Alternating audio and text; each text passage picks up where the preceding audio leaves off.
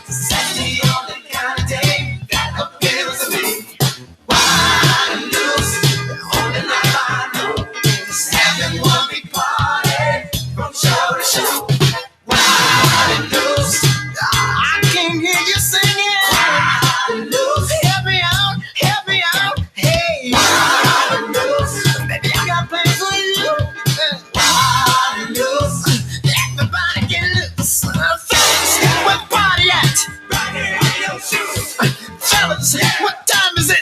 Time to get wild and loose. Showtime, fellas. Where the party at? Right here on your shoes. Fellas, what time is it? Time to get wild and loose. Fellas, where the party at? Right here on your shoes. Fellas, what time is it? Time to get wild and loose. Fellas, where the party at? Right here on your shoes. Showtime, fellas. What? Time to get wild and loose. Fellas, where the party at? Right here under your shoes. That's right, fellas. Yeah. What time is it? Time to get wild and loose. Tonight, fellas. Yeah. Where the party at? Right here under your shoes. Fellas. Yeah. What time is it? Time to get wild. Somebody bring me a mirror.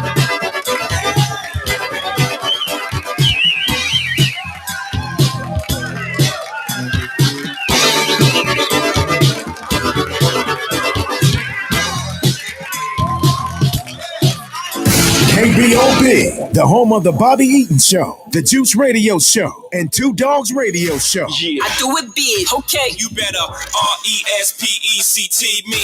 Tulsa, Oklahoma. Stay connected and call us now at 646-716-5525 and press 1 to go live.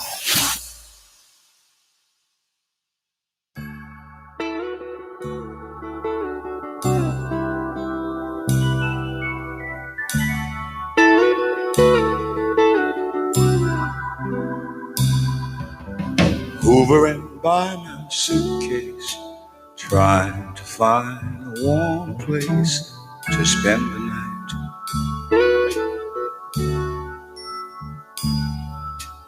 Heavy rain falling, seems I hear your voice calling, it's alright.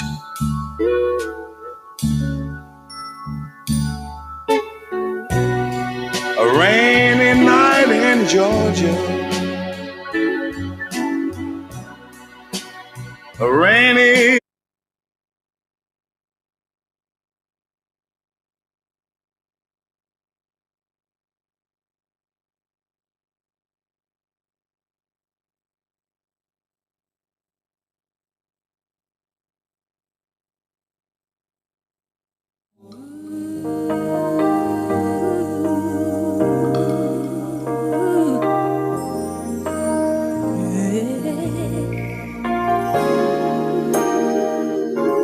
Whatever you want, whatever you need, anything you want done, baby, I'll do it naturally. 'Cause every woman, it's all in me.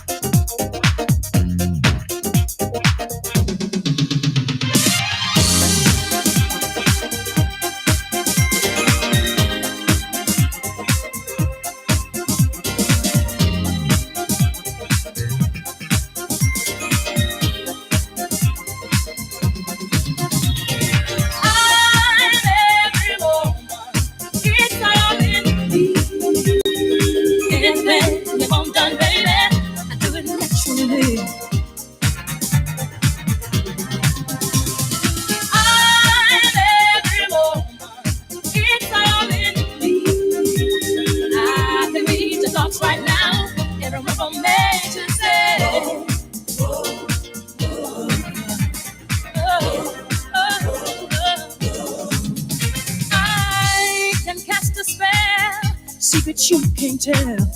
Mix a special groove with fire inside of you. Anytime you feel danger or fear, then instantly I will appear. Oh, I'm every woman. It's all in me. Anything you want done, baby, do it naturally.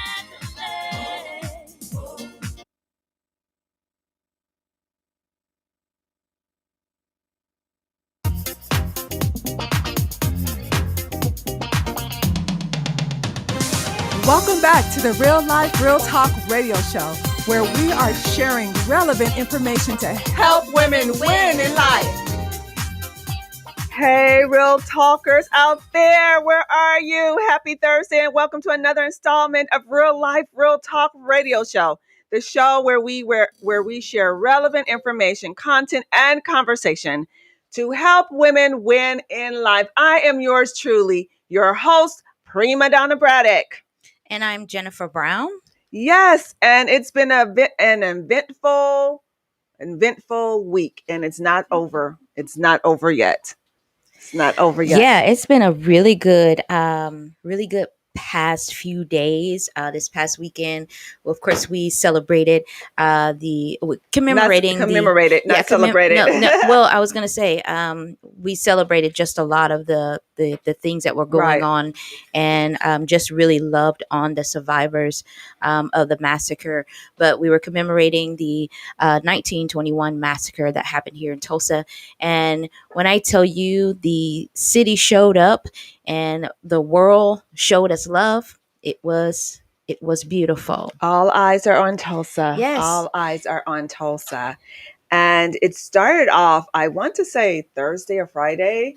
Thursday. Thursday, yes, last Thursday. But before we get into that, I just want to do my plug for the Cards of Life. Go ahead and get that in now.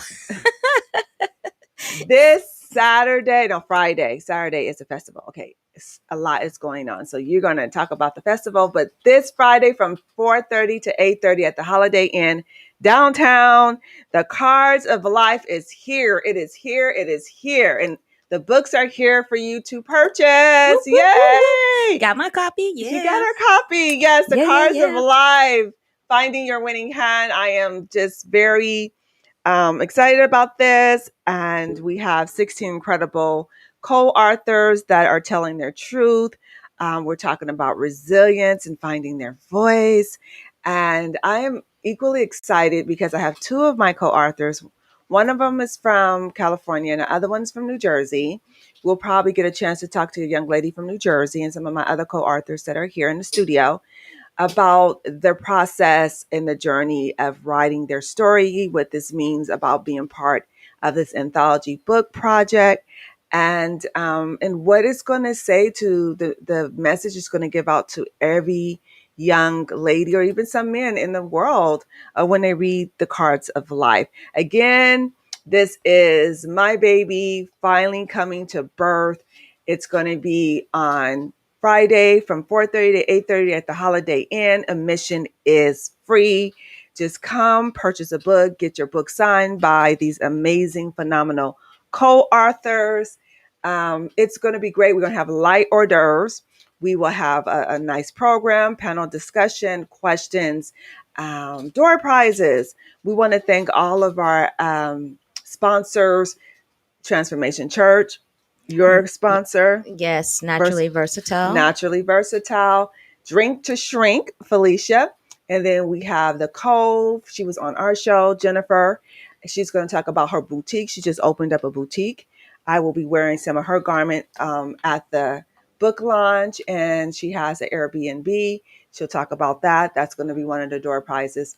And then we have Enchanted. She's going to be talking about her business. She's providing all the decorations. I am very, very, very appreciative to my sponsors who've all come out to support Soaring Eagles. And we can't forget about Soaring Eagles. Who is Soaring Eagles?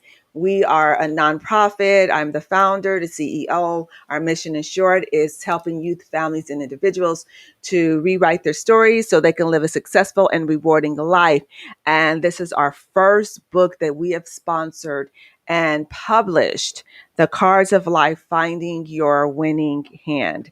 I encourage you guys to come. So, have you read a part from the book? Yeah, I told you I started reading BG's story. BG. The Affair. I love the title, The Affair. Yes. Yes. And so I wanted to, our schedules have been so busy that I haven't had the opportunity to sit down and read all of the stories. But after next week, I feel like, no, I think after this month, I need a vacation. I think all of us do, Like, right? I seriously need to take a vacation and just relax the mind. You've been pretty busy, pretty busy. So we're going to talk about what you've been doing, my dear, that's been keeping you busy from 6 o'clock in the morning, as you told me, all the way to the wee hours. Girl. Yes. And we're going to talk about that. But again, please come out and support Cards of Life at the Holiday Inn downtown from 4:30 to 8:30. These girls, Jennifer, when I say I am super proud of them, I don't know if I had the courage to share on these pages what these young ladies are sharing. Mm-hmm. And this is the thing. This is not just for teens and young adult ladies, even though we have teen authors and young adult ladies.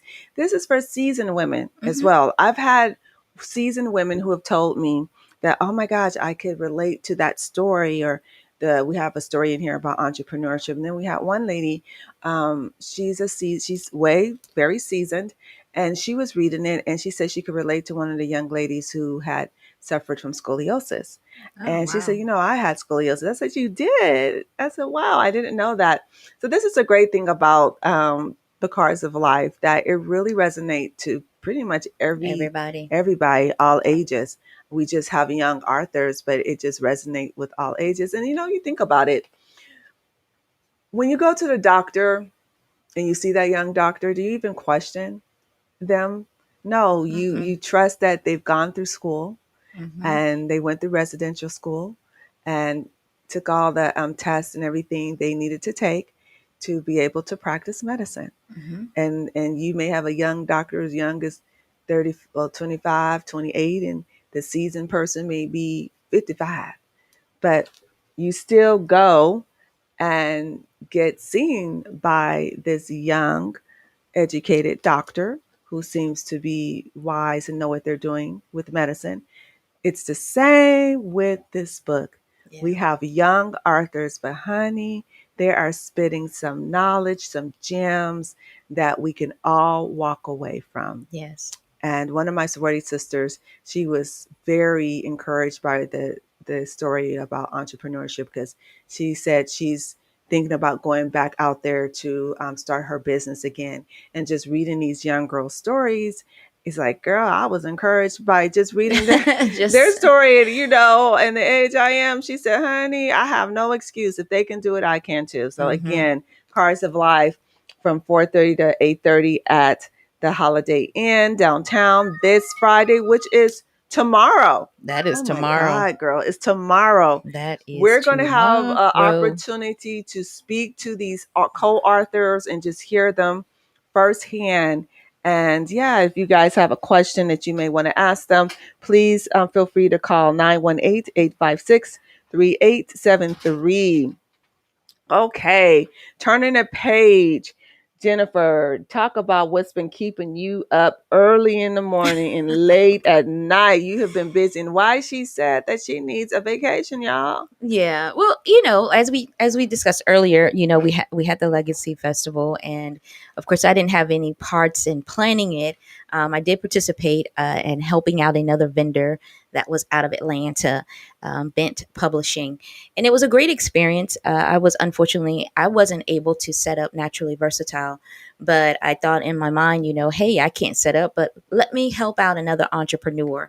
And so I got the opportunity to work with him, and it was just a really great experience. But I'll tell you something, if you're not used to vending, when you do festivals, you got to be ready. You got to be ready physically, and you got to be ready mentally, because you have to get there early and you don't get to leave until much later. So a lot of our days we had a lot of early morning days, crazy, awesome sales in between, but then also a lot of late nights. So it was rewarding. It was very rewarding, to say the least. And one of the things that I definitely enjoyed about that entire weekend is all the love and the energy that was just kind of floating around in the atmosphere. It was such a great event, great weekend, people coming from all over the world to just show respect to Tulsa. And from the I didn't get to participate in a lot of the events, but the one thing that did get to see is once they brought in the survivors on the horse and carriage, they were able to get off right in front of our booth. Oh, so you saw the And survivors? yes, and so that was really amazing to see. It was a bit emotional because when you think about all of the years and the things that they've gone through, when you see them in person and see that they're still living and going and still fighting for justice, it just puts you in a different place emotionally. So I saw it as a favor from God that He allowed me to see that moment with those three, or the two that I did get to see there. But yeah, it was a great weekend. And then on top of all of that, we are just a day away, you guys, from the North Tulsa Community Festival. Woo! Yes. I need to hear some pom poms from you, girl. Come on now. Come on. Yes. So we've been putting in a lot of hard work for this North Tulsa Community Music Festival. It is just a continuation of what you experienced last week with the Legacy Festival, just on a smaller scale, but it's still going to be big and fun and excitement and energy. The vibe is going to continue here at the KBOB station. We have a lineup of musicians, some of the same musicians that were at the Legacy Festival. Toni Morrison, Charlie Red, Toni Morrison, Toni Mason. Toni Mason. Yeah. Mason. Yeah. What did I say? Morrison. Oh my God. Toni, if you're listening, please forgive me. Yeah, she has a lot going on. Listen, she does. I have the worst with butchering names. You're not the only one. I'm right there with you. Listen, I had one of my brothers, I was going hard in the video, just shouting him out and just called him the wrong name. Oh no. I was like, please forgive me, brother. But so Toni Mason, Charlie Red, Who Do You Think You Are? We will have also some of the artists from Fire in Little Africa that will be performing, as well as other local musicians and poets that will be a part of the event. Now, let me tell you, vendors, we are completely sold out for the vendors, y'all. So no shade, but we don't have no more spots left, y'all. I can't fit you in. It is a blessing that we have completely sold out. We will have well over 40 vendors that will be out here on Saturday to show you all their new product and everything that they have going. So please come out and support them. These vendors have been working hard. Many of the ones that are out, I did not see them at the Legacy Festival. So please come out, support them, see all their new product, engage with them because they are ready and they have lots of great things to sell to you. So that has been, but no, wait, take that back. Oh my gosh. Yeah, I feel like you right now, Pri. I feel like I have a long list of things. Yes. But on June 26th, the Phenomenal Woman Empowerment Network, we are getting ready for our Back Together Again brunch. And that brunch will be held downtown at the Vault Restaurant. And we have food and prizes and just a lot of things in store for you. It's going to only be $10. If you are a PWIN partner, it is going to be free. So make sure you get registered before registration fills up. We are actually close to the end. Oh, I need to register. Yes, ma'am, because I would hate to tell you, no, ma'am, you cannot come. Oh my gosh, send me the link. Send me the link. I believe I'll probably have to register for you. Can you do that, please? Could you just register for me? Because this is so sad. And I want to put a shout out to another of our partners and women who she was on our show. Wow, they're doing a walk-a-thon. Crystal Ifekoya. Crystal Ifekoya. Yes, she's doing a walk-a-thon, doing something. I don't know. Some walk on next Saturday. Child, listen, I told her, can I just show up? Because I keep forgetting to You gonna register. show up at the finish line? No, to show up to help volunteer. Because I keep was like, forgetting to register. I said, even just registering is just mental anguish for me because I'm doing a lot, and I just, as a sis, charge it to my head, not my heart. What time you want me there? Just tell me what you need me to do. I'm gonna come and I'll show up. But just register for me, child, because I can't even think that far right now. Because I mean, He's like, my mother-in-law, I call her my mother-in-law. mother-in-law. She said, she just has me tickled all the time. She said, I don't know how you make it. Like, I just Listen, that is my question. I don't know how you make it, because she said, how do you live your life? You just keep going. You got off of one conference call, and then you got onto another conference call, and then you're just going, and then you got to do some writing. And then she's like, I know. yeah. And I said, Mimi, it's just, I don't know. I can't even answer that question. You just get into a zone. So yes, please. Are you signing me up now? No, ma'am. Oh. No, sign me up, I'm multitasking, but I'm not signing you but up you are right going now. to sign me up? I'll sign you up, Pri. Okay. I'll sign you up. You guys heard it here on Real Life Real Talk. She's going to sign me up for P-Win. I'm gonna sign you up. But the event is the Back Together Again brunch. We will have our visionary and founder, Miss Sharice Irby, here in town, as she will be sharing her love with us all the way from Arizona. Excited about that. And then our very own Mr.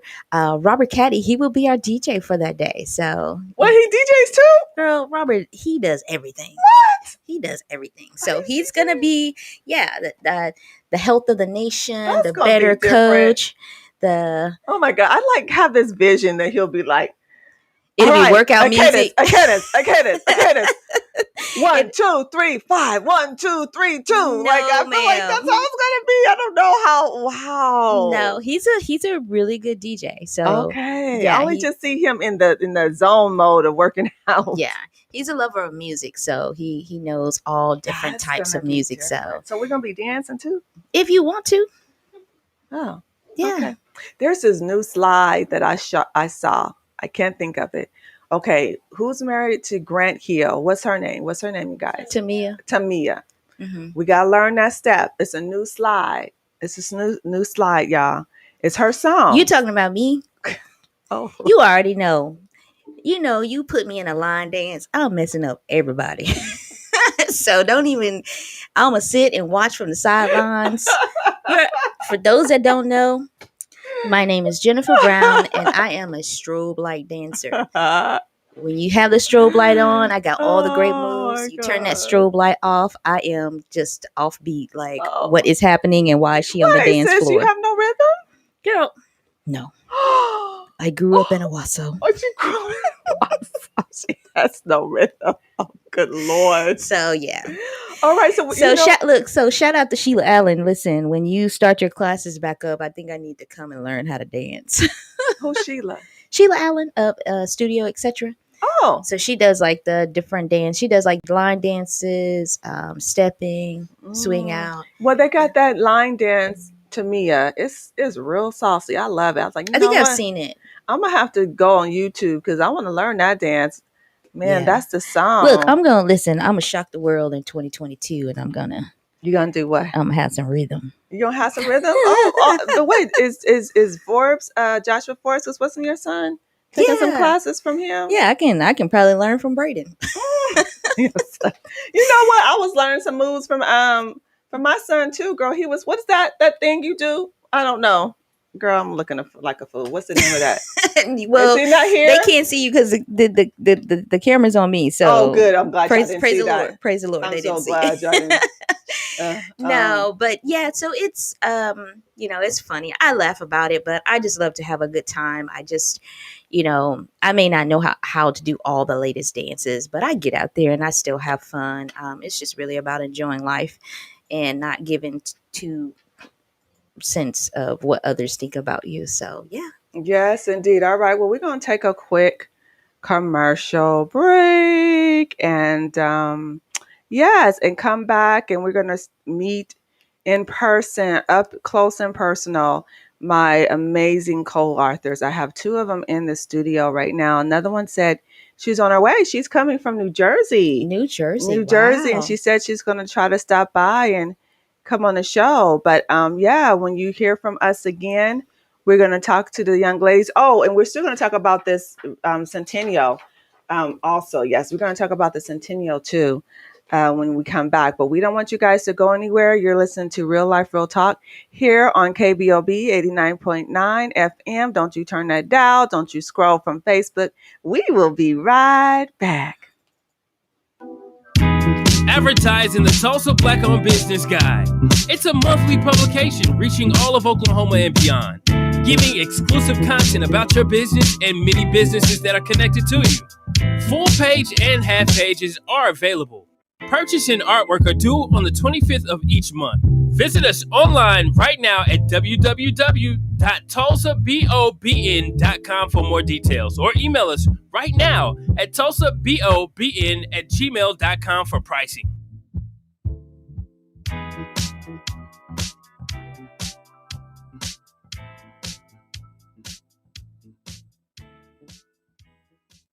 If your credit starts with a 3, 4, 5, or 6, this is for you. Did you know that it's costing you to have bad credit? You can't get qualified for that house or apartment and you're paying high interest rates, along with paying high car insurance, and it may be costing you that job that you really want. What are you waiting on? Take more of a holistic approach. Pick up the phone and call the Credit Shiro at 832-642-1554 or text CAMP to 76626. With 13 amazing services, we restore and repair generations to come. Once again, call the Credit Shiro at 832-642-1554 or text CAMP to 76626. If you know better, you do better. Only the Credit Shiro can help you to save the day. How to order chicken wings. Number 1, find a good wing spot. I know a wing spot, Max Wings. Number 2, decide if you want a combo or if you want to order a la carte. Huh? What's that? Well, combos come with chicken, veggie sticks, fries, and a drink for a discounted price. A la carte means that you order each item separately. Ah, okay. 3, decide if you want bone-in, boneless, or cauliflower wings, and then determine the delicious flavor you want on your wings. I didn't even know cauliflower had wings. You learn something new every day. Have you been to Max Wings? Yep. Max Wings is located at 782 East Pine Street in Tulsa. We're open Monday through Thursday from 11 a.m. to 8 p.m. and on Friday and Saturday from 11 a.m. to 10 p.m. Come to Max Wings, home of the dry rub fries.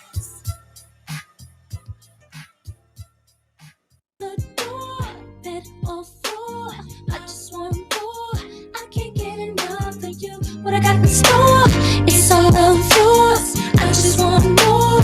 I can't get enough of you. Close the door, bed or floor. I want more. I can't get enough of you. What I got in store, it's all of yours. I just want more. I can't get enough of you. When I think about us, I think about the way that we make love, the way that you make me sweat, make me want a cigarette. And I ain't no smoking chick, but you got me wanting it, so don't stop.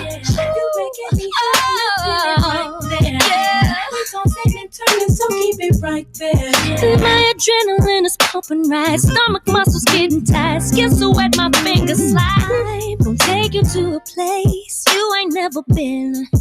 Again and again, want you to feel it, baby. Ooh, I'm about to handle my business days. Make sure you handle me too. Bed on floor, I just want more. I can't get enough, baby. It's all of yours. I just want more. I can't get enough of you. Oh, baby. I just want more. 'Cause I can't get enough of you. Yeah. I just want more. 'Cause I can't get enough of you. Who's gonna be first to your life? Hey, hey, hey. Real life, real talk back here. I'm just jamming on some Miss Tamia. Can't get enough, girl. Yes, I'm going to know that line dance. By when? By the P Win coming back together brunch. Yes. Okay. Yeah, I'm gonna learn it. I'm gonna call you out on it too. You gonna call me out on it? Come on, Priya. Come on up here and do this dance.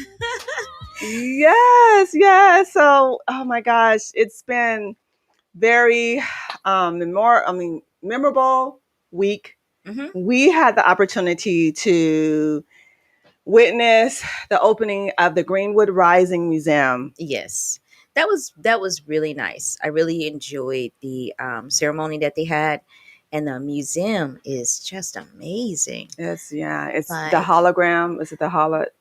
Is that how you say it? The hologram? the yes, the hologram of the barber shop. Yes, the barber And shop. you know, if you sit down in the chairs, they're cutting your hair. You're cutting your hair. Oh my gosh, I thought that was so cool. And then they have the reenactment of the bombings of the Tulsa massacre. Oh, it just. But you know what? When I was sitting there and I was watching that, you remember the part where the sky was orange? Yeah. It made me think about the day before the festival start when it rained really bad. And remember the sky was orange? Oh, wow. Yeah. And I was just like, wow. But it was beautiful. But when I was watching that, I was just like, wow, that reminded me of the other day. It's interesting. Let's talk about the Black Wall Street. I mean, this is a piece of history I didn't know anything about. So I'm calling you out, Uncle Ken. You had us know everything else, Uncle but we Ken. didn't know about the Black Wall Street, Uncle Ken. O.W. Gurley, around the start of the 20th century, O.W. Gurley, a wealthy black landowner from Arkansas, traversed the United States to participate in the Oklahoma Land Run of 1889. The young entrepreneur had just resigned from a presidential appointment under the President Grover Cleveland in order to strike out on his own. In 1906, Gurley moved to Tulsa, Oklahoma, where he purchased 40 acres of land. Which was, they still owe us 40 acres and a mule. Okay. But he was able to purchase 40 acres in land, which was only to be sold to colored. That's what they referred to as back then, colored. Black ownership was unheard of at that time. Among Gurley's first business was a rooming house, which was located on a dusty trail near the railroad tracks. This road was given the name Greenwood Avenue, named for a city in Mississippi. The area became very popular among Black migrants fleeing the oppression of Mississippi. They would find refuge in Gurley's building as the racial persecution from the South was non existent on Greenwood Avenue. In addition to his rooming house, Gurley built 3 two-story buildings and 5 residences and bought an 80-acre 32 farm Rogers County. Gurley also founded what is today Vernon AME Church. Gurley was born in 1868 to 2 former slaves. He wanted to become rich and have political power. This led him to Tulsa, where he opened up a grocery store, soon adding boarding house to his land during the riot. He lost his business and his house and never rebuilt. But this is the thing, what I was learning in history is that before Oklahoma became a statehood, a lot of Blacks were migrating here, wanting Oklahoma to be predominantly Black, and it was going to be the Blacks and Native Indians. And of course, the government had their hand in it because they didn't want to have the Jim Crow laws to basically serve to be control over it. And unfortunately, Jim Crow laws did come in, which separated the Blacks and whites. But this is why Oklahoma has the most Black township, because it was originally supposed to be a predominantly Black state. Yes. Wasn't it like 34 towns that they had, and now only 14 exist? It survives, yeah. Yeah. Yeah. Black Wall Street, do you think we'll ever get to that place of where it once was? I don't think it will be the same as it was because, of course, things look differently now. The way we Mhm. purchased, the relationships that we have all over, just with merchants and people, even within the city or out of the city. I don't think it will be the same. However, I would like for it to be where we get back to that mentality of we are all that we got, because that's really what I believe made it successful. You know, they couldn't go anywhere else. So if we think about it, if we are all that we got, if we are all that we have to support in businesses, if we just patronize Black businesses, not saying that we don't patronize any other business, but if we have a focus on patronizing more Black businesses, especially what's down on Greenwood, helping them grow, supporting them, referring business to them, I think we can start building again. But then also, we're up against the fact that that land is no longer, I wouldn't say ours because I'm not a part of that, but that land it doesn't belong to the Black people anymore or the descendants. So, You know, you make a good point. It's, we hear about let's patronize Black businesses. And I remember my foster mother would always say, and I couldn't understand it, but now I understand it now. She said segregation was the best thing for us because it forced Blacks to do better. It forced Blacks to be entrepreneurs with integrity. It forced yes. Blacks to go to school to, do something better for them. Now we don't know what integrity is. We don't know what it means to really successfully have a business with integrity. And I'm saying that because I don't know. I'm just gonna put it because we're talking about real life, real talk. It has shifted because at one point Blacks didn't trust whites, Mm-hmm. right? But now when people do business, it's like you can't do business with a Black person because they just always shady. It's not right. It's not right. Something doesn't get done correctly. That the integrity has seemed like we've lost that piece of it. And I remember you had a issue. I shouldn't say you like you had the issue, but a business you were doing with someone. I won't put it out there, but they just kind of did you wrong. Was trying to overcharge you, and you were trying to patronize his business, but the way he just went about it was just way too shady. It was, yeah. And you were just like, I'm never going to purchase anything else from you again. No more. And then Blacks, we try to say, well, can I get a discount, from each other? And my thing is, if we're going to patronize each other, let us run our business with integrity. Mm-hmm. I can't stress that enough. One of the co-authors who's here, she's just phenomenal, Miss Brianna. She's helping with event planning, and then I do the Girls Teen Summit, and it really makes me feel good to hear people who I have never met Jennifer. Mm-hmm. And I will meet them just in passing. And they say, oh, I heard about your Girls Teen Summit. Just the excellence, just the way you put it on. And it was just so professional and everything, because I really pride myself on integrity and producing good quality work. I'm not going to just throw anything out there. And then BG, Brianna, we call her BG. We had all this stuff that we needed to do. And we're on the phone and she's, okay, I just needed to do some recap with you. And I said, okay. So she's telling me, and I said, oh, by the way, I was able to get this done and this done and this done. And she was like, okay, so you was taking care of business. Mm-hmm. And I'm just like, yeah, because this is my business. And we were just talking about mind your business.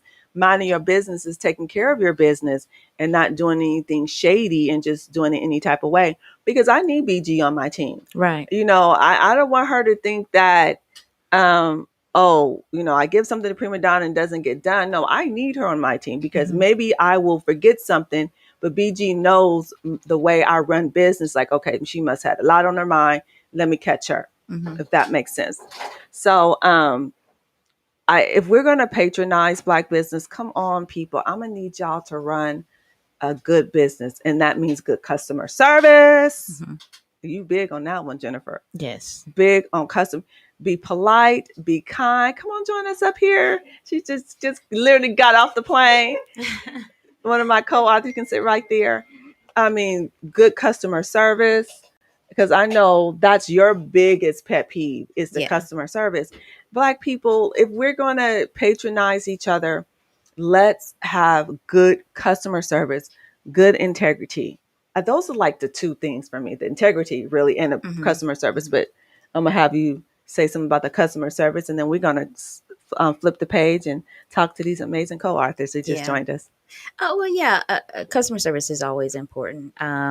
But, one of the questions that was asked is, after all this is over with, what does Tulsa do? After all the celebrities are gone, the lights are down, there's no spotlight, what happens? And it was a question I had to think about because, everyone's all excited now, like, oh, yeah, the world's watching us. But as Tulsans, what do we do now? What do we do on Monday?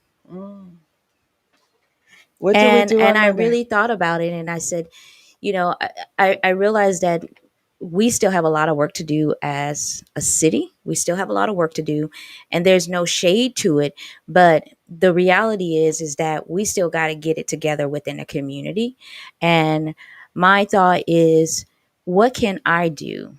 And all I can do, I had 3 things that I said I can commit to when it comes to building Black Wall Street, right? And doing my part.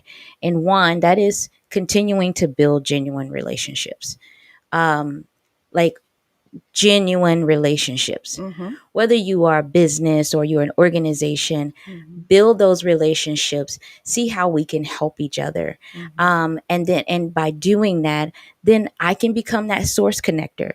So if something is going on with an organization, I can reach out to them and say, hey, Empower Her has exactly what you need.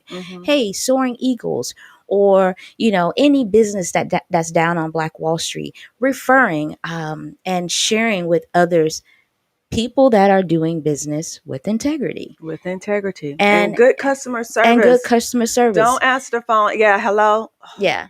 And then I say my third thing would be to utilize my expertise and knowledge that I know in business. Right. And that is customer service. I'm not the one to call about your startup. I'm not the one to call about the marketing. I don't do any of that, but I am really, really good at helping businesses build their clients, their client base, helping them to engage with their clients.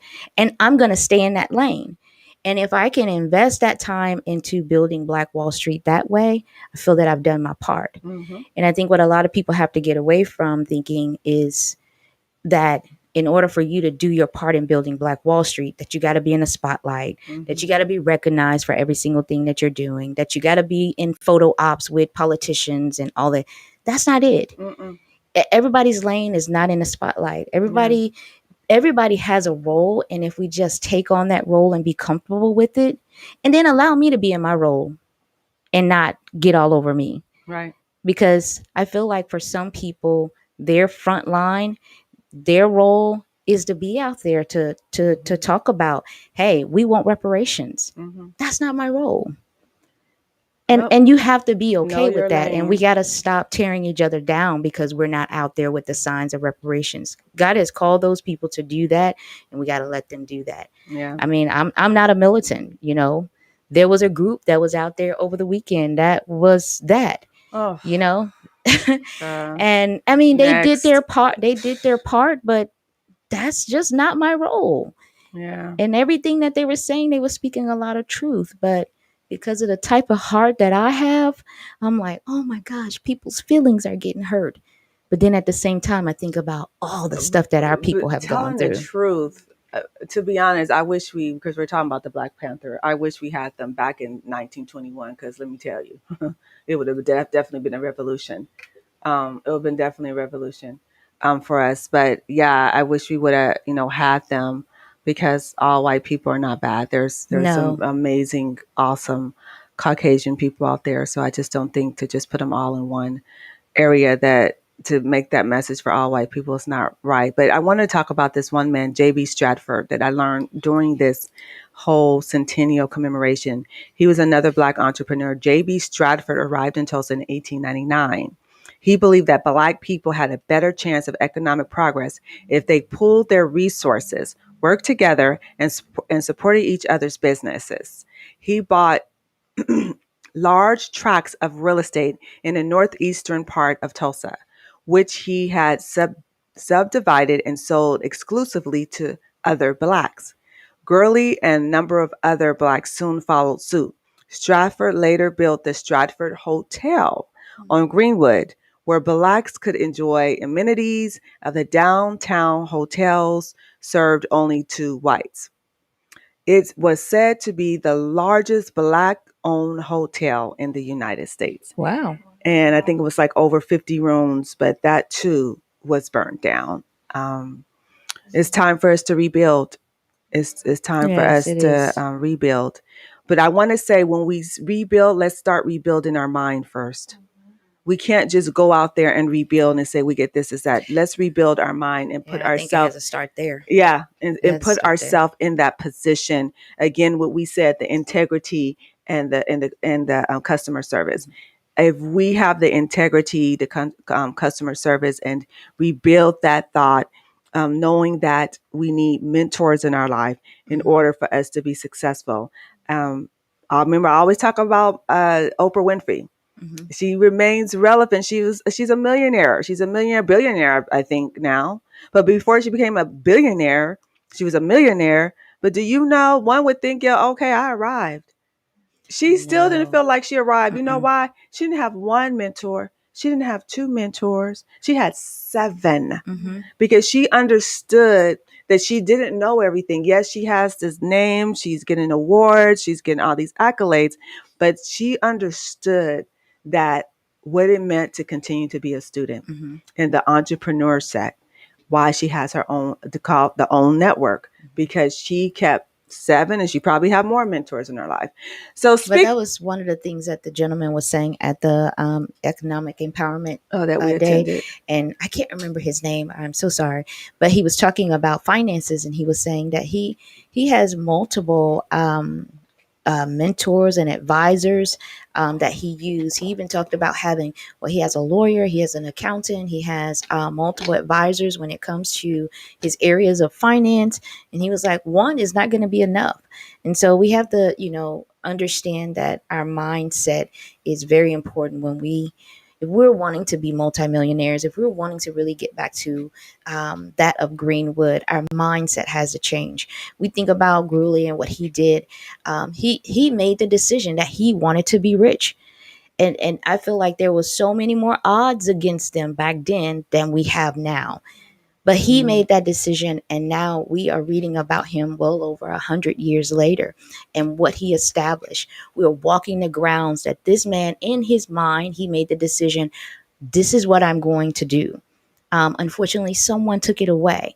But at the end, God is still going to get the glory of it all. And so I think that's one of the things that we have to keep in mind, is that our mindset is so important.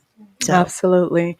Well, let's turn the page here, like literally turn the page. And I'm excited about having 3 of my co-authors here in they the all studio. Looking beautiful. They're all beautiful. I'm looking at everybody's lashes like, yes. Who can I get to do my lashes tomorrow? Right. Yes, indeed. So we're so happy to have them in the studio with us today. That's my Mimi. She doesn't want to be seen. Mimi, you can sit over there, my love. You can sit over there. So you don't want to be seen. You can sit in that chair over there. She's like, I don't want to be famous. Get that camera. No photos, please. So Jasmine just literally got off the plane, you guys. Jasmine, go. Hey, girl, how are you doing? Yes. Let me get you guys' mic on, child. Let me get you guys' mic on. How are you doing? Can you hear me? Testing. Are you there? Yes, I can hear you. Yep. Oh, we got you guys' mic on. Oh my gosh. Jasmine, what's the title of your story? Okay. From I can't remember it now. From the hood to that's De La Shaye's story. No, it's about my journey from It's finding my voice. Yeah, my journey of discovering my worth and committing to celibacy. Yes, celibacy. Yes. I'm like, wait, what? Yeah. I didn't prepare you. I was like, I just threw you in there. Yeah. What's your name? Your mama name? No. Okay, so that's good. Let me go to that story. Mm-hmm. I'm gonna try to read some of it. Oh yeah, girl, you looking fire. Girl, she bringing Coming to America Part 2. Coming to America. Her picture is fierce. Thank you. That is beautiful. So you. you're out of New Jersey. Yeah, I was born and raised in Queens, New York, and I just moved. Moved to New Jersey about 5 years ago. Mm-hmm. Okay. Mm-hmm. So tell me a little bit about why you decided to write your story. I would say because number one, I've been just like the book title, like I for a long time felt voiceless because I would always be the people pleaser and the person who just like won't say my opinion, won't say how I feel, won't just kept everything in bottled in. So and I just felt like I have a lot to say and that God has given me this voice, and he doesn't want me to shy back anymore and really just help others with my story. Oh, that's good. Now, how was this journey for you to write your story? It was actually, I thought it would be harder, but it wasn't. I guess because I've been healed from a lot of it, and I'm a writer naturally, so I just love writing. I could write all day. So yes. So I remember because I remember you were like to narrow it down. I'm like, it's so hard for me. I had to narrow it down for some of these young ladies. We're just going. It's like, oh, Lord, we're gonna have a thick book, so we're gonna have to take some of this stuff out. But yeah, you are here, and I love your tenacity that you literally just got off the plane from New Jersey, and her faith. Listen, her faith is just unmovable. She was unsure if she was going to come, Jan. And she said, she's like, but I'm going to pray. God going to make a way. He's going to make a way. Yes. And he made a way. Here she is. And here she is. Just beautiful. Beautiful and a beautiful smile. So is this your first time in Tulsa? Oh, no. I met Prima Donna at the Version 1 conference at Transformation. Oh, really? Mm-hmm. Oh, okay. That's how we met. Oh, wow. Yeah, I was at like personal tour, and I just gave him the history about Transformation Church, how I got started with Greenwood, but actually, with Pastor Mike with Higher D. So I showed him the old church where Bishop Carlton Pearson, it all started there on Memorial. So I just kind of gave them a tour and background, and we just hit it off and stayed in contact. Yeah. Wow. Yeah. And now next to her, we have Kenyari, was Just As I Am. That's the title of your story? Is exactly who I'm supposed to be. Exactly who I'm supposed to be. Yeah. So tell us more about that. Okay. Can you? Yeah. Okay. Mine's is more about growing up with like a learning disability that I have that a lot of people don't know that I have. And so especially being like special needs in like the faith department, people kind of tab you as kind of you don't know what you're talking about, or kind of just like, oh, she's crazy. And so doing this was like just my way of proving to myself and just proving to others that have like Asperger's and things like that they can do it. So you were diagnosed with Asperger's? Yes. And how old were you? Did you know you had I did not know. My mom, because of course, like I said, growing up, like my mom was a pastor. And so growing up, she didn't want to put a label on me. And so she didn't tell me. So I never knew. So I was just growing up, and I was just like, why? I always knew, like I said, I always knew I was different from people. I always knew my brain worked like a little bit, like was wired differently. And so I would just be like really frustrated.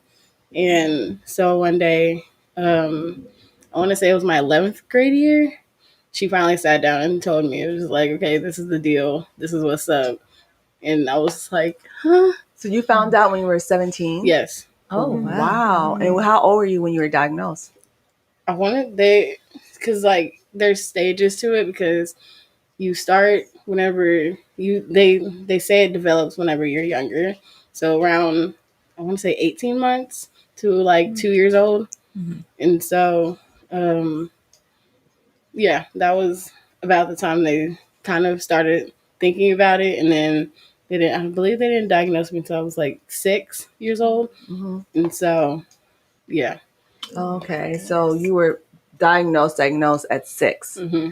of Asperger's. But they did not Asperger's, but as like 4 years clinically delayed because they delayed. They didn't really, okay. like I said, they didn't want to put a label on me, so they just labeled it as that. Clinical delayed. But so for those who are like, what's Asperger's? Asperger's is in a family of autism, and it's a higher function than autism. You have different levels of autism. And so as they don't call that in the DSM-5 anymore, I just think they have it on the spectrum. I believe they have it on the spectrum.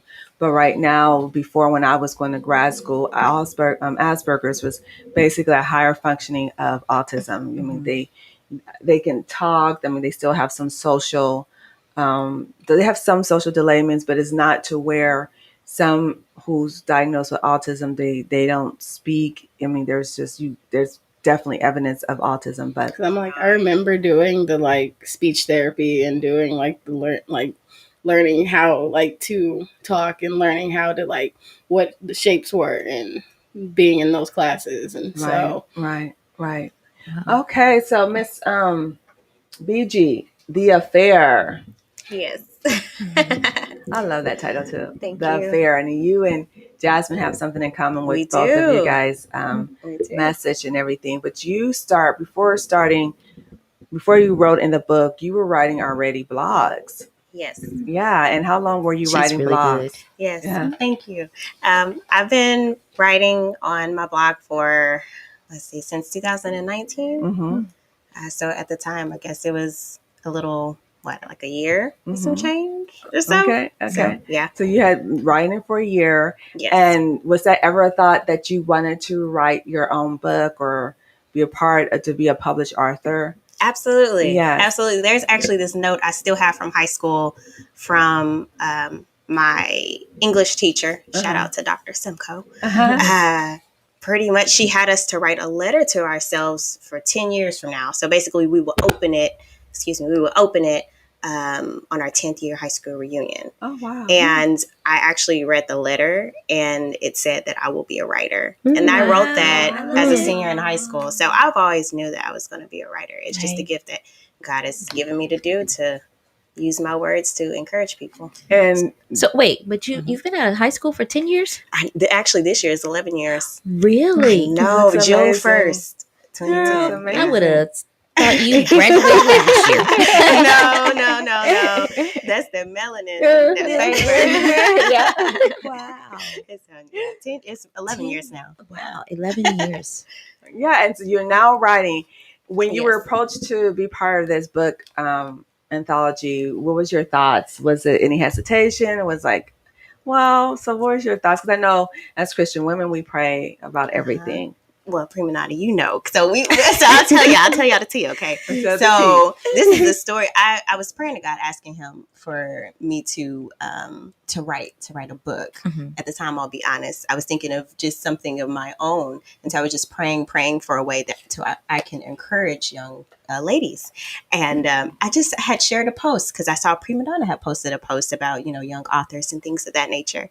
And I shared it and I ended up getting a call for Prima Donna. She's like, yeah, like I'm paraphrasing, but she's like, we would like for you to be a part and things of that nature. And I'm just like, yes, like this is yes. And she's like, you sure you don't want to pray about it? I'm like, yes, this is it. Like I just seriously prayed before we talked, some time before. So it just worked out perfectly. I'm grateful. It did. And I'm very glad to have you as one of the co-authors, and then your excitement and your enthusiasm. And the great thing about this too is not only you, but many other co-authors said this is just a start. It is. Now I'm even encouraged to write my book. Absolutely. And that's what it does to you. When I did my anthology book with another person, I did two of them.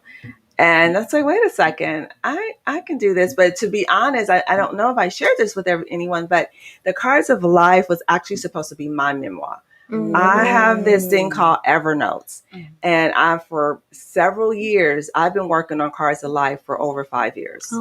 This is not just something that came up. And Cards of Life, if Kenyari remembers, I would talk about it at the Girls Teen Summit. So that would be what I was in a reference. Yeah, I would speak about Cards of Life. That was the title of my message, Cards of Life. Wow. It was very personal to me. And I have been writing it for close to 10 years, writing Cards of Life and just waiting for God to say when it was time for me to publish everything that I had already written out. Wow. And one day I was driving and he said, okay, put an anthology book together. I'm like, okay, so I'm coming up with a title for the anthology book. And he said, no, you're going to use Cards of Life. I said, That's my baby. Come again? Did I hear you correctly, Lord? I said, Lord, I've been working on this for 10 years, like all my notes, like for 10 years, Cards of Life. He said, yeah, but give that to them, sow the seed into them, because these young people have had bad hands that dealt to them, and they need to understand about finding their winning hand, just as you did. So sow the seed in them, and I'll give you a title. That's for your next book. He said, all you got to do is just change the title of all the notes you've been using from Cards of Life to the title I've given you for your next book. I said, okay, so yes, it's an honor to be able to sow the seed of something that I've been working on for 10 years that I thought it was going to be my memoir, to basically give it to you ladies to run with it and have God to use your story, because it's going to go into many, many people's hand and they're going to be inspired. And let me tell you guys, when I sowed that seed into you guys' life, I met someone again on Clubhouse. But you guys don't know what Clubhouse is. It's like the great networking place. If you don't know, you will be on Clubhouse tonight by 7 o'clock, messing around with Prima Donna. She'll have you in a whole bunch of rooms. I know. I ping her all the time. I'm like, how come Jennifer not getting into these rooms? Let me mute this phone. But yes, I met a person who's an author and she's a writer, and she was given a great deal. She was other people who inspired to write their story, and she's mentoring them and helping them.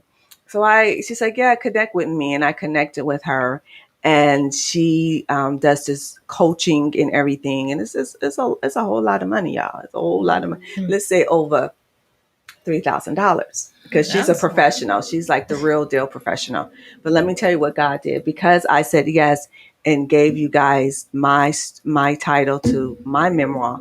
She said, I'm doing this for free for you. Wow. So you guys, I'll be working on my second book now. And that should be out next year. So she's coaching me through my second book. And that's just a blessing that she's helping me with that. But what has this process been for you guys? It's just the same question for all of you. What has this process been for you, Jasmine? How has this process been for you? With all the edits and the rewriting and edits and rewriting. For me, I'm kind of a perfectionist sometimes. So I'm just like, oh, no, I can't write that. Oh, no, I have to erase this. Oh, but no, they need to know this. And then, and then it's just like, I'm just right, And then at the same time, I'm very open and transparent. And I feel like so many people can relate to my story of having those insecurities and being and then, well, not everyone can relate to going to celibacy, but especially but in the beginning, of course, talking about my insecurities and what happened and how my self-esteem went down and things of that nature. It definitely made me, especially writing the story, was like bringing back those memories, but then at the same time, healing me through it, through it, and just realizing like, wow, you overcame this. Like you're in a better place now, and just like my walk with Christ has increased like tremendously. So a lot of those things that I wrote, it's like before they may have triggered me, or they may have, or may have been emotional, maybe like, a little bit while writing it, just a little bit, but not as much as I would have been before. So I feel like the process was so good. It was good because, and it was just like you said, it was practice for when we write our own books, our own full on story. So this is just the beginning. I'm just happy. I'm just happy that other women will be able to relate and also just heal from all of our stories. We'll heal from it. That's great. What about you, Kenyari? Man, the process was crazy because I joined kind of toward, not towards the end, but kind of still kind of, you guys were still having meetings, and so I kind of joined like last minute, and so it was, there was this like stories in there that I hadn't told a lot of people. And so there was actually a meeting that we had, and we actually prayed over it. And it was like, I think I called you like right after the meeting. I was like, that was for me. Because I was so scared to like put it out there because I just didn't know how people would receive it. And because like people know my mom is like very well known. And so I kind of felt the pressure because it's just like, I'm her daughter. And so it's just like, and like I said, these are very personal stories, but at the same time, I was just like, but this needs to be told. And other women, people need just to hear what these young ladies have to say. Right. And just the process of it, kind of like what, I'm sorry. Jasmine. No worries. No worries. Kind of like I really did grow closer to God in this whole project, and it made me realize how resilient I am and how much I don't give myself credit for. And so now now I can look at this book and it's just like, that's me. Like I did that. And so like, look, let me high five myself. Right. You did that, girl. And so it's just been an amazing process, and I'm just so excited, and I'm so grateful to be a part of this. But when I look at you guys and hear you guys speak about this, I think it's such a blessing because remember, there's a generation that's behind us where it was what goes on his house stays in his house. We don't talk about nothing. And here you guys are writing a book, putting it out there to the world. And as she was saying, as Prima Donna was saying earlier, I think someone got some inspiration from one of the young entrepreneurs. Your story is going to help some woman open up and start her healing that she's been holding on for years and years and years. So kudos to y'all because listen, at my age, you couldn't get me to tell. Not now. I'm saying at that age when I was younger. Absolutely. You not gonna know nothing about me. I'm gonna be in my room crying, depressed, but I realized that as I got older, as I began to talk about it, that's when my healing started. So my healing was me telling my story was a part of my healing. So what you guys are doing is you're helping someone heal. And that's good. And I remember at my Girls Teen Summit, Kenyari, how many have you attended? 3 or 4, I think. Yeah, she started attending at 14 years old. Yes. And, I'm 21 now. Yeah, she started attending at 14. And I remember the first day she came, after the summit, she said, "Oh my gosh, Miss Prima Donna, I am going to write a book." 14 years old, true story. And I said, "Okay, so what are you gonna name the book?" I Am Not Alone. And that really said something to me. And we're going back to integrity and excellence. And when you put a conference on or just anything that you do with the business. Yeah. And what that said to me from this 14-year-old young lady saying that she was at this summit and she could relate to many of the other young girls, that she's not alone with some of her silent struggles, because many of the girls shared about being depressed or angry or feeling left out or being bullied. I mean, these are just some of the topics we had at the summit, and they were just very transparent. And for this 14-year-old young girl to come up to me and got that message, which I was basically, that was my goal, to get the message out that I didn't want these young ladies to feel alone, because as a teenager, as you said, we grieved silently alone when we were growing up. And I did not want another teen girl to feel the anguish and pain that I once felt when I was a teen. For her to get that message that she's not alone, it did my heart well. I said, I've succeeded. And now you are a published author, Kenyari, and it doesn't stop here. This is just the beginning. Brianna, how has this process been for you, my love? So for me, it's been great for two reasons. So I have two reasons for that question. The first thing, it's helped me to be more intentional with time.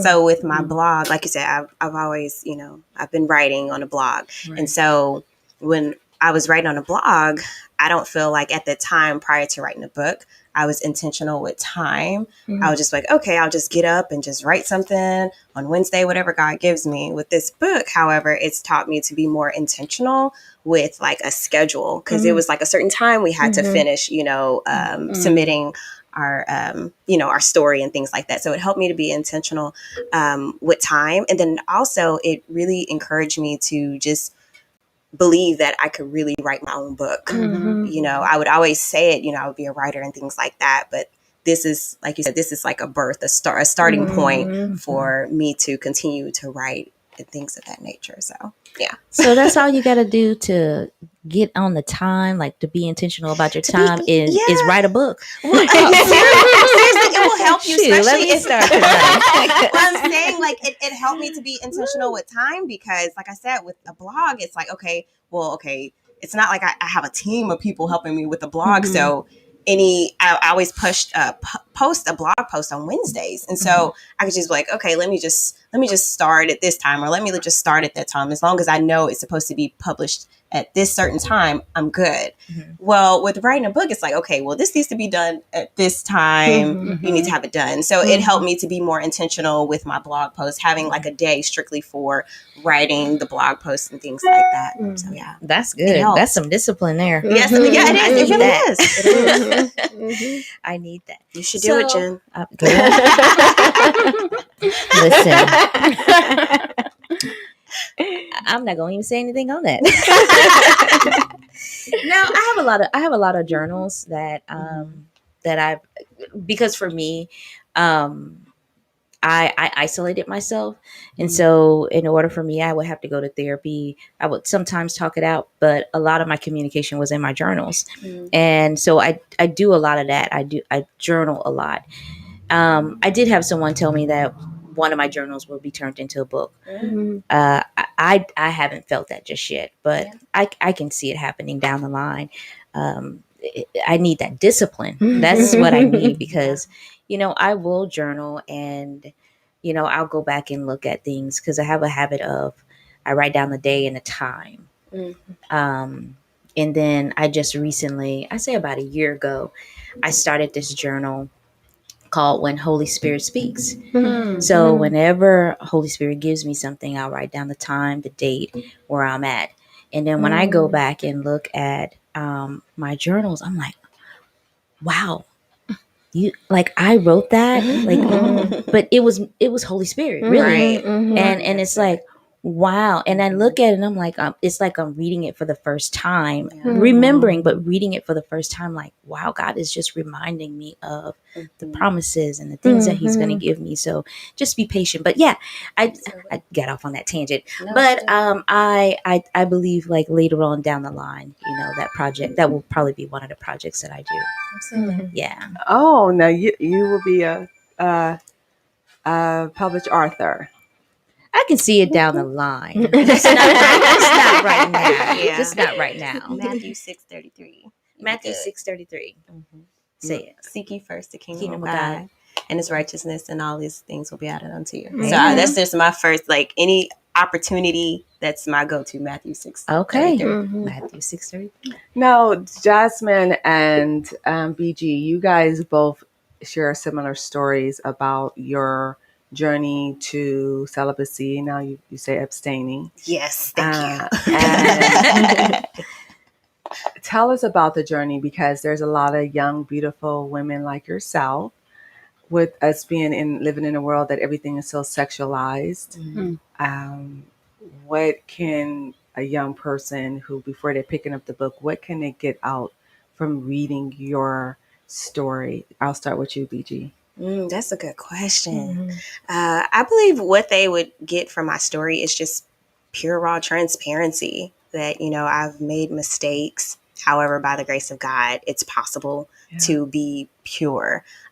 Growing up, I didn't see a lot of influencers and, people talking about abstaining. Sex it's a taboo topic in the church. And so with that being said, I held on to a lot of, just feelings, obviously, to myself. And so with that being said, it took a lot of mistakes and errors. However, but, with God's grace, I've been able to abstain. And I believe that's what they would get out the book, just transparency, and it's possible to be pure with God's help. Yeah. What about you, my love? Same. I would say from my story, they'll see, like, if you see from the beginning towards celibacy, you'll see the mistakes that I made. You'll see the the relationships that I shouldn't have gone in, and what my insecurity played, how it played a role on the guys that I decided to date and things like that, and how it just all came up to, like, I am tired. Like, I'm tired. I don't want to be used anymore. I don't want to be just out here just dating people and it going nowhere. And then you'll see, like, it definitely is a challenge. It's not easy. It's not easy. No, it is not. It's not easy. And like, I wish somebody would have told me, like, back then, about, like, accountability partners and things like that. I didn't have accountability when I started. I was just like, okay, well, I'm gonna read the book The Wait by Megan Good and Devon Franklin. I read it. I read it, and it actually really, really helped me. And I was like, okay, I could do this. And then, and that fine brother walk by. Right. It's like, Lord, okay, right. But then it's like, you remember your why. You remember your why you're doing it. And I was like, no, because I want to honor God by being pure and waiting for Him to send me the right one. Yes. And trust me, guys don't like to hear that.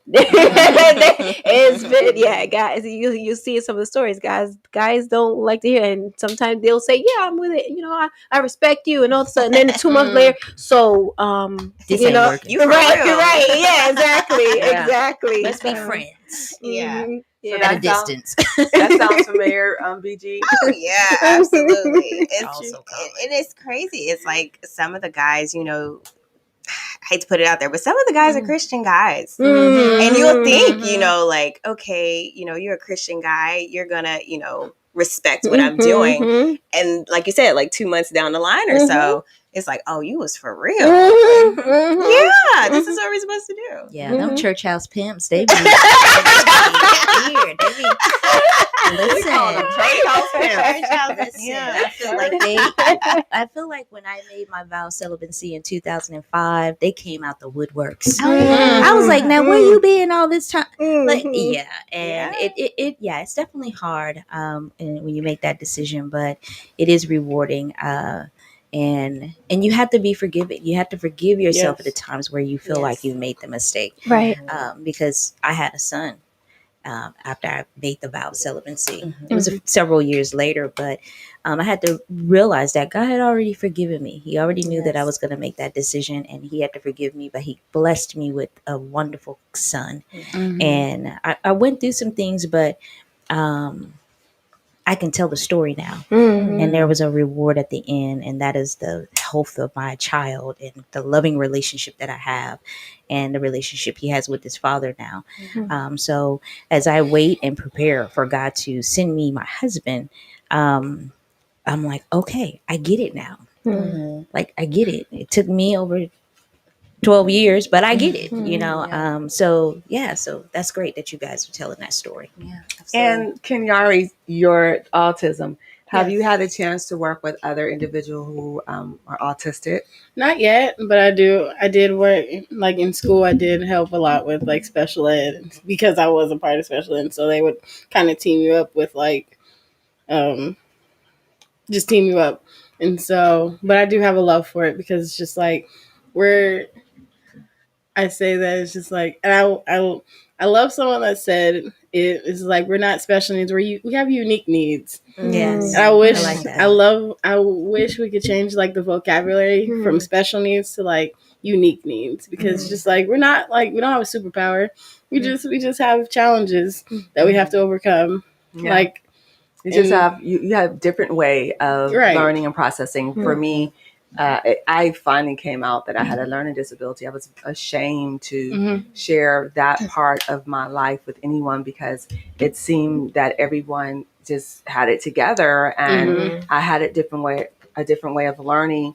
But what I've learned in life is that your story can be an aspirin to those who's dealing with some brokenness or just questions about their life, and you holding that aspirin, because what do we take aspirins for? To relieve pain. So your story can relieve that pain, it can relieve that anguish, and it could also resonate, and for another person say, okay, I can relate. It can be very relatable. I just remember just like just kind of just sitting in my room kind of just crying. It's just like, what is wrong with me? Because it's just like I couldn't figure it out. But it was just like I realized, and I was like, nothing was wrong with me. I'm me. Wired different. Yes. Wired And so different. that's why I named my part of the book exactly who I'm supposed to be, because I'm that's exactly good. who I'm supposed to be.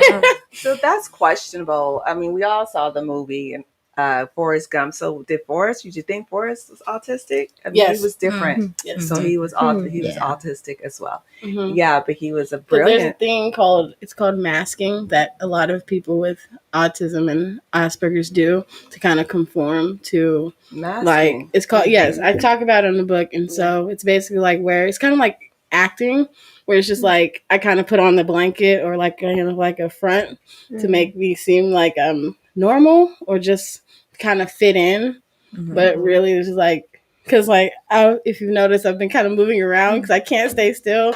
So like that's kind of like my tick, and so there's like little ticks that I try to hide to like so I won't be tabbed as like weird or like stay away or So autisms, they have tics. Yes. Okay. And your tics is you're unable to sit still. Sit still. They just come and go. I remember for like a few years I used to snore a lot. Okay. And then there was like the yawning a lot. It was just little things that I would do just to kind of like comfort myself. And so I'm still, like I said, I'm still learning myself every day. But yeah. Okay. And the other question I want to say, tomorrow is the book launch. What does this mean for you, Kenyari, that tomorrow is finally you guys getting that exposure, people coming in, you're signing books. Like usually we'll get someone's signature, but now people are going to be getting your signature. What does that mean to you? I'm still kind of just that. I'm like, until it's happened, like I'm still kind of in awe. Yeah. So it's just like, oh my God, it's actually here. Right. And so I'm just so proud of us just for doing this. I'm gonna go to every table and I'm like, oh my God. I've been waiting for this all my life. I'm gonna do it at every single one of y'all's tables. I'm gonna ask for the mic too. I really believe that. Really, she is not playing. She will really do that. Yes, and y'all don't be embarrassed. Don't be embarrassed. It's just been from like, I guess, from like the start of it, from like the meetings we did, from writing it to publishing it to finally having the book launch, just kind of just like just the process and it's just like finally it's here. I don't know how many times I screamed when I finally got the book in my hand. I probably blew out some people's ears, but and she's been a beast about selling the book. Like, how many did you sell on your first delivery when you first got your delivery? Because you purchased 20, right? I purchased 15, and I sold all 15. She sold all 15, you guys. Wow. She's not playing. And then you ordered a second batch. Mm-hmm. I've been trying to save it for the book launch. Literally, I just got 3 more orders today. So how many authors we got? 16. 16. 16. So we're going to have, I believe, 14 or 13 of them there. Wow. Yeah, we'll have 13 that's going to be able to make it. And so you were able to hold on to your books. Good. I'm glad to hear that. Yeah, we won't have 3 of our co-authors. They're not going to be there. So we'll have 13 of them. And I'm so glad because we have Miss Jasmine who literally just got off the plane. Yeah. What does this mean to you, honey? The fact that I just literally got off the plane, that says it. Because I didn't even think I was going to be here this weekend. And by faith, and just as mentioned earlier, by faith and just God just coming through. And I remember on Monday morning, I prayed. I'm like, God, you told me this is in May that is going to be the month of manifestation, the month for me of miracles and everything. On, you better claim it. I said, God, I need tangible evidence. Yes. You know, this is my heart. You know, I want to go out there. You know, I want to, despite what I have, you know, books or no books, I want to be there. You know, and he did it. He did it all in one day, and just provided, you know, provision and had people, you know, just really help out for me to get here. And I just feel so blessed, and I'm just happy that to be amongst so many others who have either gone through the same or you know, and have their own separate stories, and just to know that we finished this, we did this, it's out. People are going to see it. People are going to be healed. People are going to just, you know, encourage us as they come, you know, tomorrow, and just give that push that we need to, like, we could do 1, 2, 3, 4, 5, 6 more of these. So I'm just blessed. So did I hear you correctly that you don't have your books? No, you don't.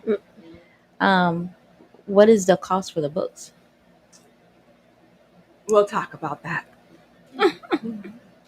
Write the number down and give me the cost. Yeah, we'll talk about that. But yeah. So to get like retail, so I said the retail is 20, but I'll let you know the other. No, but yeah. So write the number down, like right now. Like seriously. Right now. I need to get a pen. Give me a pen. So she came out by faith. Thank you, Jesus. Thank you, Jesus. I'm so glad you're here, Jasmine. So basically, she's encouragement for other people who are wavering in their faith. You know, don't question our God, because he's a God that moves mountains. Yes, he does. And so he's a God that moves mountains, and she's here, and I appreciate that you came out to be part of the book launch, for everybody to see you. And you know, I just got news that the mayor's wife, she's going to be here. Susan Bynum is going to be at the book launch. So that's huge. She's going to be at the book launch. So thank you. So how many books do you think she needs? We'll see how much we'll have, because she will have to purchase it from me, and I only got just so many. That's why I said I'll talk to you, because I have other ladies who doesn't have books either. So we're going to have to work it out between all of them. Okay. Yeah. So Jasmine, if I can, it's Jasmine, right? Mm-hmm. Okay. So I would like to, whether you get them from Prima Donna, I would like to do 2 things. I would like to sponsor your books. P1 will sponsor 10, and Naturally Versatile will sponsor another 10. Wow. So whatever the cost is. You have to let me know. So yes, and I have no clinics. Don't be crying, girl. Work it But out. yes, Yeah. yes. Yeah. So you just let me know. Right. And We'll work it out. We'll get work it all worked out.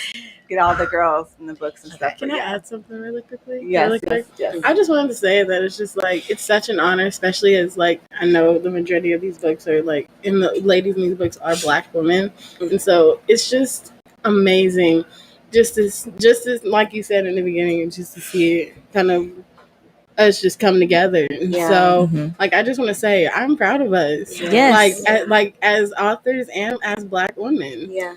So that's great. Yes, Black That women is rock. great. You guys are awesome. Black And girls during this- rock. Black girls rock. And this is the thing, we're doing it during the time of the centennial where there was nothing but Black entrepreneurs. We did not have a choice but to be Black entrepreneurs. And the great thing I love about this is that this is putting these young ladies in position to be entrepreneurs, to sell their books, and to get a start for the other books that they are going to be selling and doing, and anything else that God has gifted inside of them to do as well. So this is just putting them in a position to bring in income, and it's such an honor. When God told me, "Hey, give them your title," I said, "Yeah, but you know what, God, you know, and I'm gonna be obedient, and I'm gonna do that." And I didn't even think twice about it anymore. Yeah, and just to get.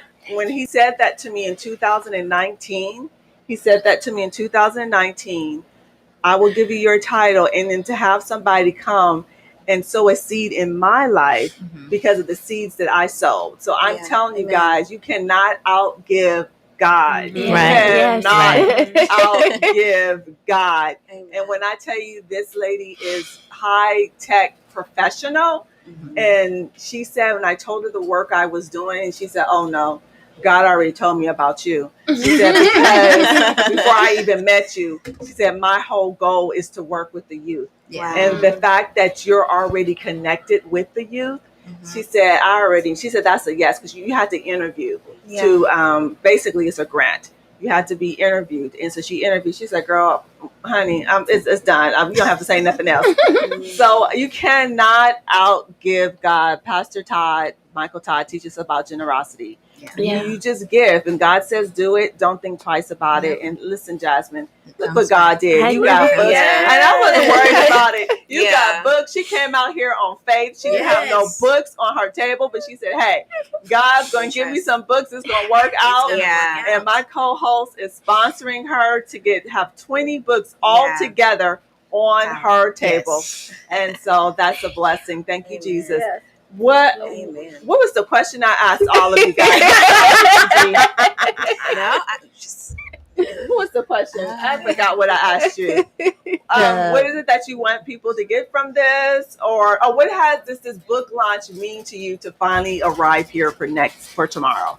We're finally here tomorrow because we had several book launches dates set because she's my event planner, and we had several dates, but it was pushed back. And I love what BG said. She said she was never worried. She said, because I knew God was in control. And I said, Amen. Yes, and I said the same thing. I just threw my hands up because I'm used to being in this position.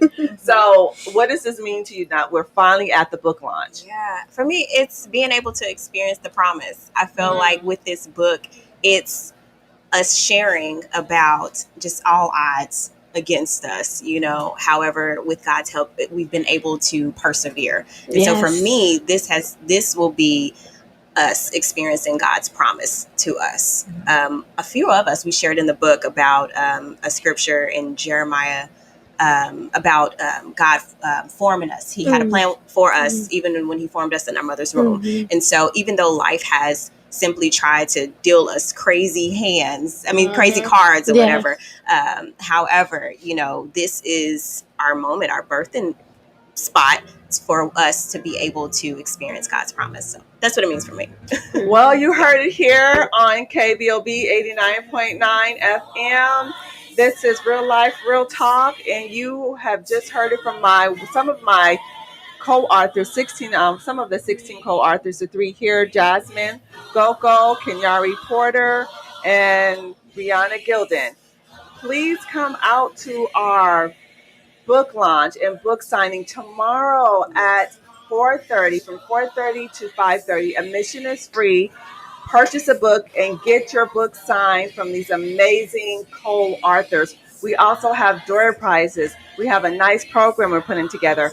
We have hors d'oeuvres also. And can I mention cupcakes by Lou?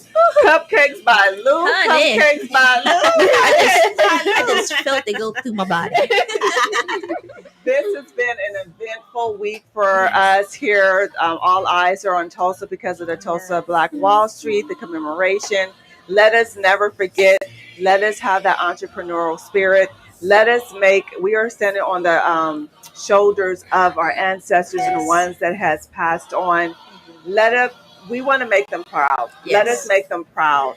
Again, you are listening to Real Life Real Talk, KBOB 89.9. I am your host, Prima Donna Brady. Come join us next Thursday, same time, 2 to 3:30, here on KBOB 89.9. Until then, peace and blessing.